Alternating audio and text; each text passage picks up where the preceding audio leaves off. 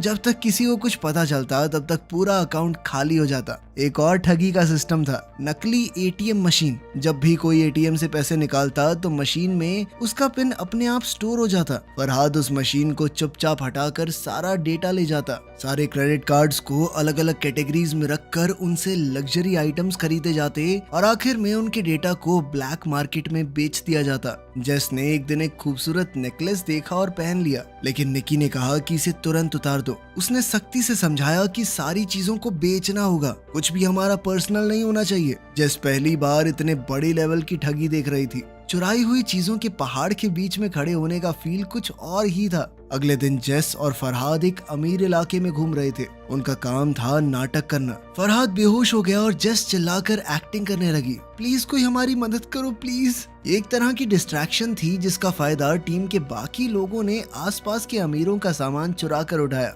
और फिर पूरी टीम एक एम्बुलेंस में छुप कर निकल गई। ये सब कुछ इतना अच्छे से प्लान था कि कोई कुछ समझ ही नहीं पाया। उस रात उन सब ने मिलकर सेलिब्रेट किया। निकी ने सबकी तारीफ की क्योंकि सिर्फ एक हफ्ते में उन्होंने 1.2 मिलियन डॉलर कमा लिए थे। अगले दिन टीम के सभी लोग अलग होने वाले थे। सभी डॉक्यूमेंट्स को डिस्ट्रॉय कर दिया गया और सबको भरोसा दिलाया गया कि कुछ दिनों के अंदर तुम्हारे पैसे तुम्हारे बैंक अकाउंट में आ जाएंगे। लेकिन पुराने मेंबर जानते थे कि निकी का एक लास्ट मिशन अभी भी बाकी है। उन्होंने उसे 1.2 मिलियन कैश दिया और जेस के सामने वार्निंग भी दी कि इसे जुए में उड़ा मत देना। अगली सुबह निकी जेस को ले गया स्टेडियम के वीआईपी लाउंज में। उसने जेस के सामने पूरा तमाशा किया और उसे दिखाया कि कैसे कुछ ही मिनटों में हम मिलियन डॉलर्स कमा सकते हैं। जेस उस वक्त तक निकी के थोड़े थोड़े प्यार में पड़ने लगी थी। उसे लगने लगा था कि वो निकी की गर्लफ्रेंड है, तभी तो वो उसे ये सब कुछ दिखा रहा है। लेकिन निकी ने शुरुआत से ही उसे बस ठगी के लिए ही अपने ग्रुप में शामिल किया था। जब सब कुछ खत्म हो गया तो निकी ने उसे $80,000 कैश दिया